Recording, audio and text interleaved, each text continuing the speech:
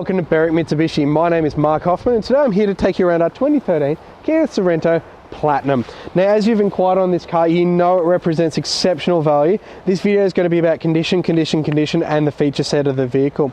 Starting off at the front, we've got really good condition headlights and everything like that. Lower down here, we've got our fog lights as well.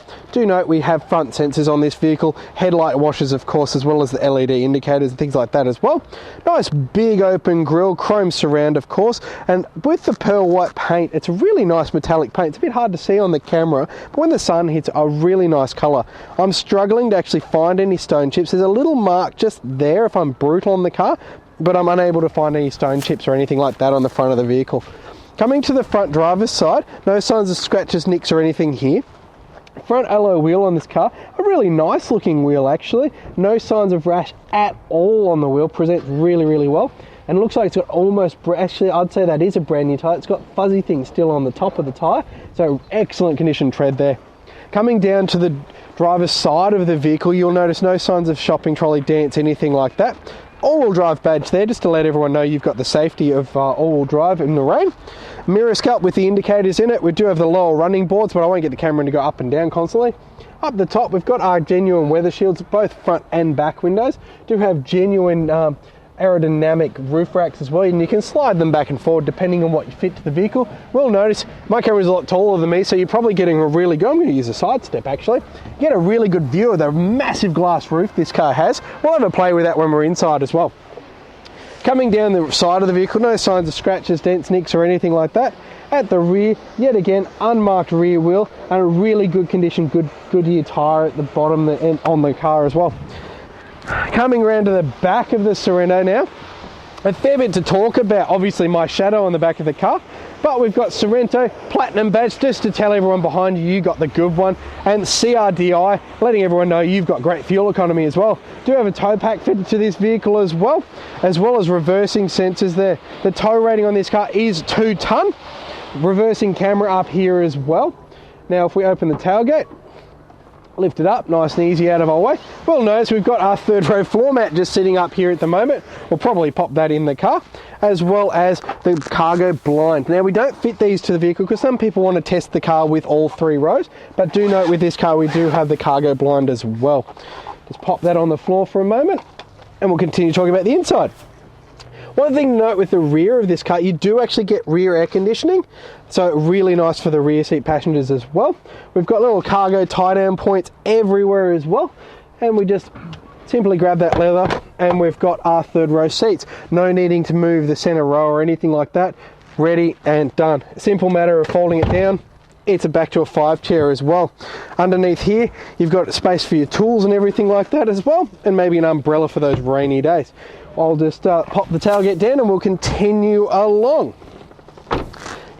Coming to the passenger side of the vehicle, this is generally where you see damage if there was to be any, because of that horrible thing we call a gutter. None of that rear wheel here presents brilliantly. Great condition tyre on the back. No signs of scratches, nicks, anything down the side of the vehicle. I'm struggling to find anything here actually. Side step presents really well as well. One thing I almost forgot, I usually do this at the driver's door. Leon, our cameraman, forgot to remind me. I've got the keys for the car in my pocket at the moment. Now imagine you coming up to the car with say 3 or 4 bags of groceries and you sort of, how do you fumble for your key? Just come up, simple, push the button, it's locked now. Push the button again, open the door. No need to fumble around for keys. Leave them in your pocket, your purse, wherever you keep your keys. Makes living in this car so much easier. Coming down to the last of the wheels now, no signs of scratches, nicks, gutter rash, anything like that on that wheel, and you need to get a brand new front tyre on the vehicle as well. So the whole way around the exterior of the car, really impressive. All right, around to the front of the car now, let's talk about that engine and power plant. Starting off here, you are looking at the wrong stats, Mark. I'll grab the right stats. We are looking at a 4-cylinder, 2.5 litre turbo diesel engine. Obviously that's going to give you 145 kilowatts of power and a very impressive 436 newton meters of torque. Going through a 6-speed automatic transmission, 4x4 of course, you are going to get, here's the good bit, 7.3 litres to the 100 kilometres. Out of a very cheap to fill 64 litre tank, you're going to get an amazing 877 kilometres average driving range. Inside the Kia now, and really nice place to be actually, really well laid out interior, quite impressive. We'll start off with the, I suppose the most important bits. We've got our steering wheel. Leather wrapped, of course, black leather with black stitching. Left side here, we've got all of our volume controls there. And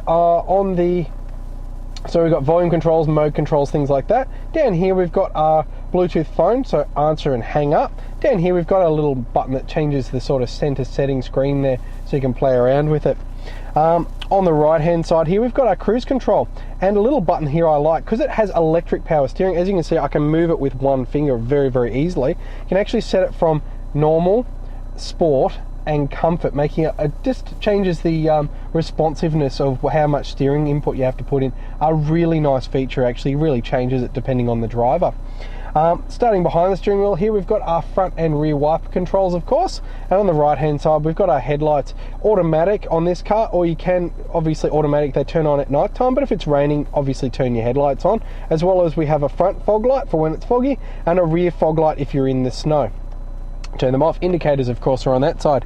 On the right hand side now, we've got a couple of buttons. Dash brightness control, traction control off, probably going to leave that one on to be honest, and a center differential lock, as in all-wheel drive vehicle, so you can set power to be 50% to the front, 50% to the rear. Useful if you're, say, camping off-road or on grass paddocks or something like that. On the driver's door here, we've got lots of controls. Power windows, automatic on the front too, of course. Door lock there if you're driving through a bad neighborhood. Window lock to stop my camera from playing with the windows. Power mirrors, as well as a little button there to fold the mirrors in if you're in a car park, etc. For those of you who want to know, the fuel release is actually on the door. That's a good fun one to learn the first time you drive the car. Coming across, and actually Lynn for those people at home, Lynn's our cameraman. We've got an electrochromatic mirror. Gone are the days of a little flick switch. Someone with bright headlights behind you, it dims down automatically. Really easy to live with. Little thing there for your sunglasses. You can change the interior lights, of course, and then of course we've got the big glass roof here, so we can actually sit there and we can open it all the way up. So big glass roof, actually, and it opens a long way, and you can stick your hands out of there like you just don't care. Good fun. Anyway, we'll close that because it's a little bit cold out there today. It looks sunny, but it's freezing. And as you can see, it has the big shade there as well if you want to hide out of the way. But I like having a bit of light, so I'm going to open that back up, and you'll see as the shade goes all the way back how far that roof goes. Everyone can enjoy that. Kids can sit when you're driving through the rainforest and look up at the trees as well, or driving through the city. Going to get my camera to come back to the front of the vehicle now. Come on back down here.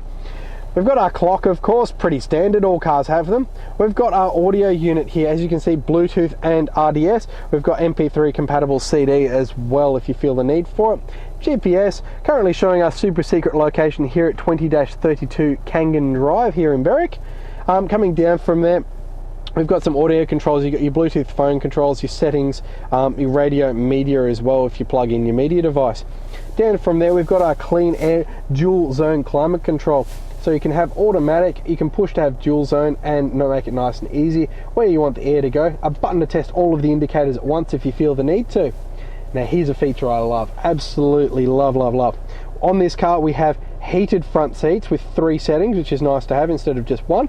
And when it's summer, some people complain about leather being a bit hot in summer.